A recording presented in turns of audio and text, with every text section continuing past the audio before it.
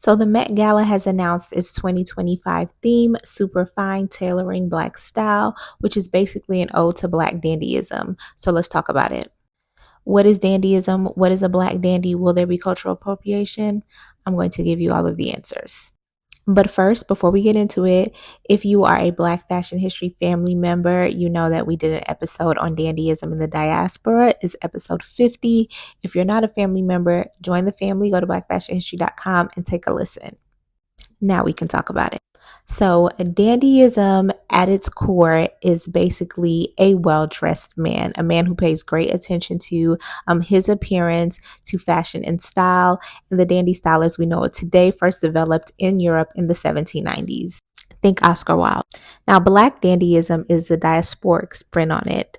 And just like anything else, we add our seasoning, our flavor, our style to it and make it more extravagant than what it originally was.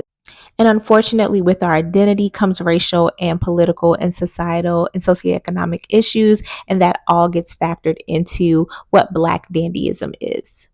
So originally, dandyism was imposed on Black men in the 18th centuries in Europe during the transatlantic slave trade, and we see something here that we see in many dandy subcultures around the diaspora, where the style of dress for the slave is representative of the wealth of the master. There's also a specific uniform that's imposed on slaves in certain contexts, so they have to kind of represent this European standard and look of fashion. We also see this displayed among the Saps of the Congo, which is another dandy subculture where Congolese men served European men and they were given secondhand clothing, again, as a display of wealth of their master. And they tailored that clothing and used it and tweaked it, which was the beginnings of the Sap subculture in the Congo.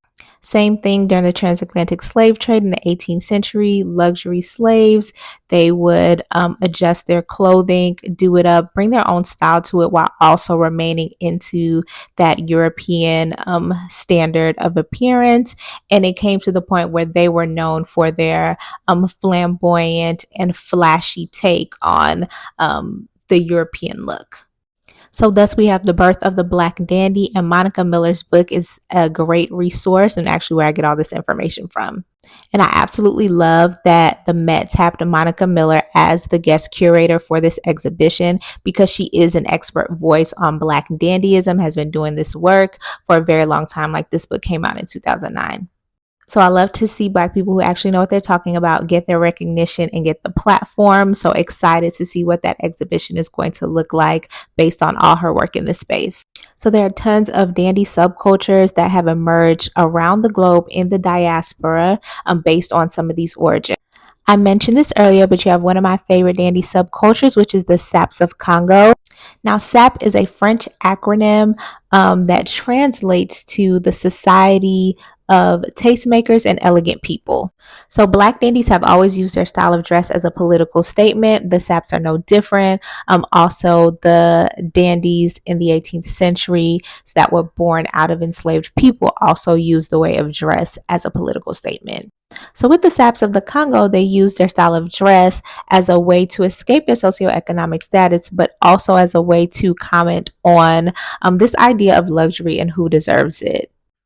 Is a way to showcase their equal standing despite socioeconomic status or socioeconomic conditions. And it also is a way to bring joy to other people because everyone loves a well-dressed person.